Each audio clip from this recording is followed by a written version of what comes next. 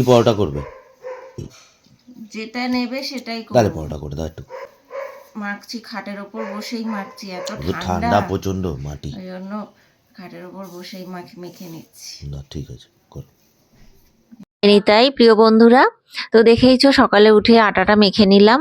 আটাটা মেখে এবারে আমি একটু চিনি পরোটা করব, কারণ এখন তো ঠান্ডা পড়েছে প্রচন্ড। ঠান্ডার মধ্যে আর দুপুরবেলা তো ভাতটা ঠান্ডা হয়ে যাবে, খেতে ভালো লাগবে না একদমই। সে কারণে বললো দুটো পরোটা করে দাও।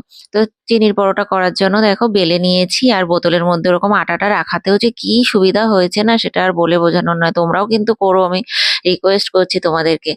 তো দেখো কি সুন্দর ফুলকো ফুলকো দুটো পরোটা বানিয়ে নিয়েছি। তারপরে এবার চলে গেলাম ঠাকুর ঘরে। আজকে বৃহস্পতিবার, লক্ষ্মী মাকে এই যে সিংহাসন থেকে এখানে নিচে নামিয়ে এনেছি।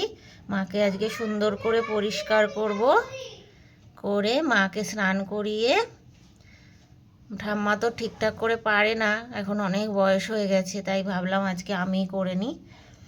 ওনার পুজো দিতে এত ভালো লাগে, ওই কারণে আমি বলি ঠিক আছে তুমি দাও, কিন্তু আজকে একটু স্নান করিয়ে জামা কাপড় একটু সুন্দর করে পরিয়ে দিই, তারপরে আবার উনি করবে। মাকে শাড়ি পরিয়ে দিয়েছি, একটা লাল টুকটুকে শাড়ি, হলুদ পাড় দেওয়া, তার সঙ্গে মাকে সমস্ত শৃঙ্গারও করিয়ে দিয়েছি। এবারে মা লক্ষ্মীর এইটা, মায়ের একটু আতর দিয়ে দিই। মায়ের সেন্ট। বাড়িতে কি আনছো গো? বাটিতে এনেছি চা। এ বাড়িতে করে কে চা খায় গো? এখন আমি ওই এইটুকানি চা তো আর কাপে ঢেলে হবে না, আমি এই রুটিটা দিয়ে চুবিয়ে চুবিয়ে খাবো, সেই কারণে বাটিতে করে নিয়ে এসেছি। এরকম করে ডুবাতে হয়, ডুবিয়ে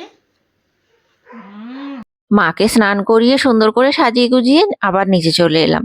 নিচে এসে তো দেখলে একটা রুটি খেয়ে নিয়েছি, আর তারপরে রান্না বান্না সমস্ত সেরে নিয়ে বাসনগুলো ধুয়ে নিচ্ছি। আর রান্নার ভিডিও, খাবার ভিডিও, এটা কিন্তু আমার টপিক, তাই আমি এই টপিকেই সবসময় ভিডিও দিতে থাকি। তোমাদের ভালো লাগলে পাশে থেকো।